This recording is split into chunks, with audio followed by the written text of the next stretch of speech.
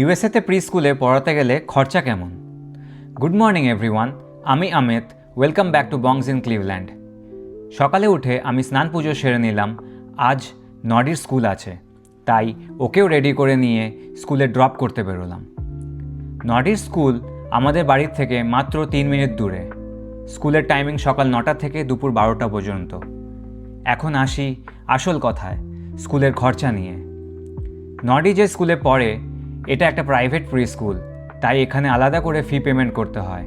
Monthly fees হলো $285, মানে প্রায় 26,000 টাকার মতন। ইউএসএতে 3 বছর বয়স থেকে পাবলিক প্রি স্কুলের অপশনও থাকে, কিন্তু সেখানে অ্যাডমিশন পেতে হলে কিছু রিকোয়ারমেন্ট আছে। অ্যাডমিশন টেস্ট পাস করতে হবে, বাচ্চাকে ডাইপার ফ্রি হতে হবে। তাই সব বাচ্চার জন্য পাবলিক স্কুলটা ইমিডিয়েটলি পসিবল হয় না। নডির স্কুল মানডে, ওয়েডনেসডে আর ফ্রাইডে, উইকে 3 দিন।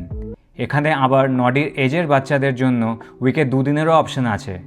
ওই অপশনটা নিলে ফিটা একটু কম হয়, মান্থলি $250, প্রায় 23,000 টাকার মতো। তো মোটের উপর দেখা যাচ্ছে ইউএসএতে প্রি স্কুলের খরচা স্কুলের টাইপ, নাম্বার অফ ডেজ আর বাচ্চার এজের উপর ডিপেন্ড করে। প্রাইভেট প্রি স্কুলে ফ্লেক্সিবিলিটি বেশি, কিন্তু কস্টও একটু বেশি। আর পাবলিক প্রি স্কুল তুলনামূলকভাবে সস্তা, কিন্তু রিকোয়ারমেন্টস একটু স্ট্রিক্ট। আজকের ব্লগ এই পর্যন্তই। নেক্সট ব্লগে আবার দেখা হবে। Take care guys, by.